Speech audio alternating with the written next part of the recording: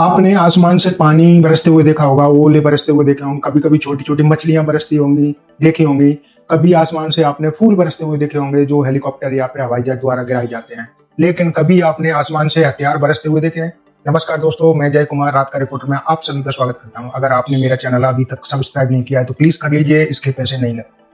आज हम बात करेंगे आसमान से गिराए गए हथियारों की। जी हाँ दोस्तों, 17 दिसंबर 1995 की रात पश्चिम बंगाल के पुरुलिया जिले के झालदा इलाके में एक अज्ञात विमान से भारी मात्रा में आधुनिक हथियार गिराए गए थे।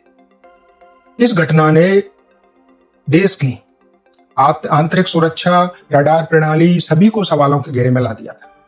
17 दिसंबर 1995 की रात आधी रात को एक रूसी विमान एंटीनोव AN-26 कार्गो विमान भारतीय हवाई क्षेत्र में अवैध रूप से प्रवेश करता है और पुरुलिया जिले के ऊपर लगभग 1000 फुट की ऊंचाई से पैराशूट के जरिए लकड़ी के 3 बड़े बक्से गिराता है।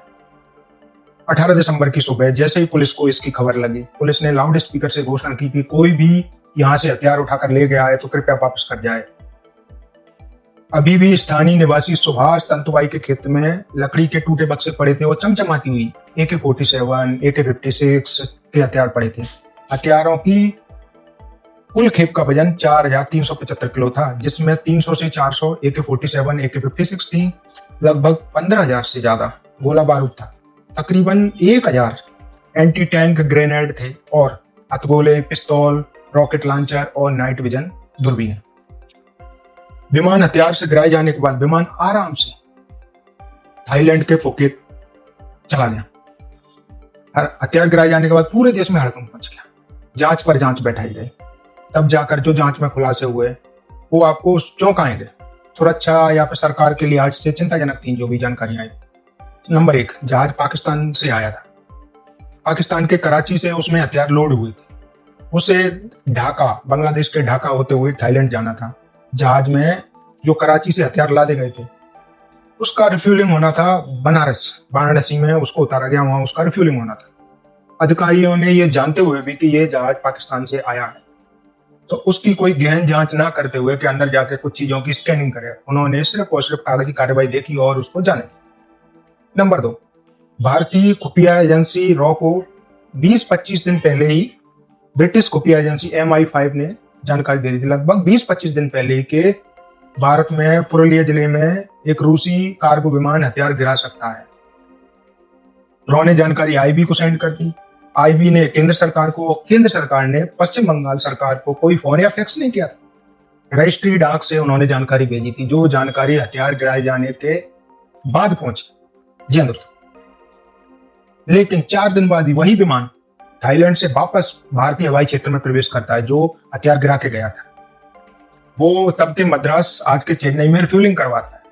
तब भी भारतीय सुरक्षा एजेंसियों ने उसे नहीं पहचाना और फ्यूल भरवा के वो जहाज आसमान में उड़ गया।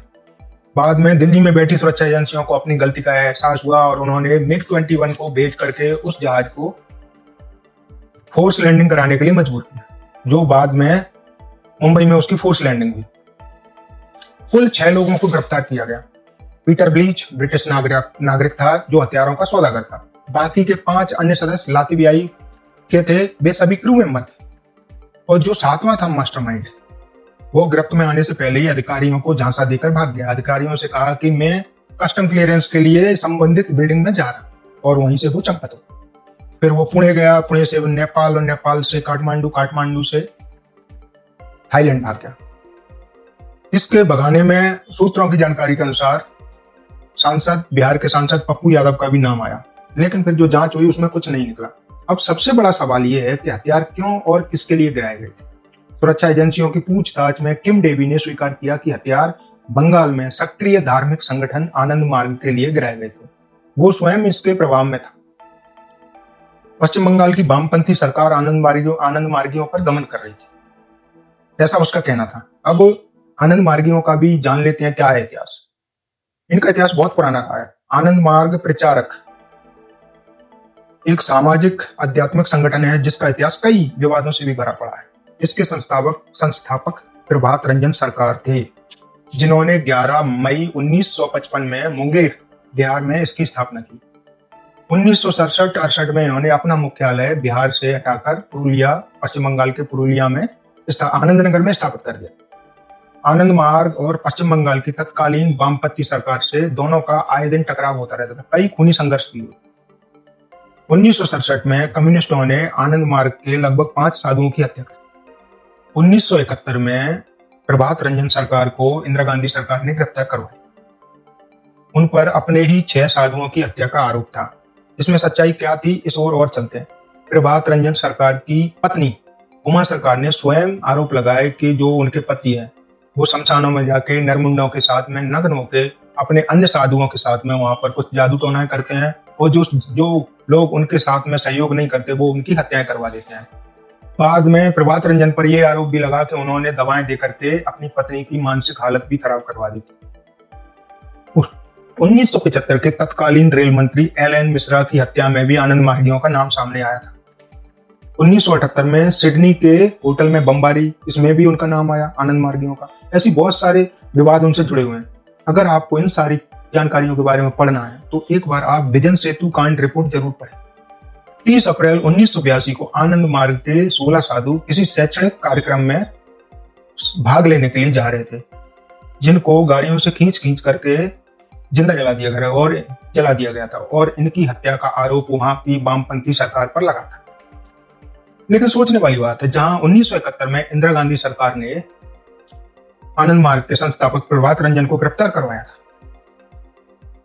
तो वहीं 1995 में किम डेवी ने जो हथियार गिराने के षड्यंत्र में रॉ और तत्कालीन केंद्र सरकार के प्रधानमंत्री पीवी नरसिम्हा राव व सांसद पप्पू यादव की सहभागिता बताई है इसमें। वो कहते हैं, किम डेवी ने अपने डेनिश मीडिया को जो इंटरव्यू दिया था उसमें बताया था कि केंद्र की कांग्रेस सरकार आनंद मार्गियों को हथियार इसलिए प्रोवाइड कराना चाहती थी ताकि वो वामपंथी सरकार से लड़ें और वहां पर हिंसा हो, और बाद में केंद्र सरकार जो कांग्रेस की थी वो आर्टिकल 365 लगा करके वहां पर राष्ट्रपति शासन लगा। ये सारे खुलासे उसने किए थे। अब चलते हैं अंत में। अंत में हुआ क्या था कि अटल बिहारी सरकार आई और ये जो जितने भी कैदी थे जो पकड़े गए थे हथियार गिराए जाने के आरोप में, लगभग 6 लोग, उनको तत्कालीन राष्ट्रपति के.आर. नारायण ने समाधान दे दिया। बाद में आई तत्कालीन सरकार अटल बिहारी वाजपेयी जी की, उन्होंने उन सभी को रिहा कर दिया और उन्हें अपने अपने देश भेज। अगर इन सारी चीजों की विस्तृत रिपोर्ट आपको पढ़नी है तो रॉ के एक अधिकारी हैं R.K. यादव जी, उन्होंने अपनी एक किताब लिखी है mission R&AW, India secret service unravelled. जी हाँ दोस्तों, अगर आपको मेरे वीडियो अच्छे लगे हों तो प्लीज मेरे चैनल को सब्सक्राइब कीजिए और मुझे हौसला बढ़ाइए। अगर आपके कोई सुझाव, कमेंट जो भी कुछ है आप मुझे जरूर भेजिएगा। मिलते हैं अगले वीडियो में। धन्यवाद।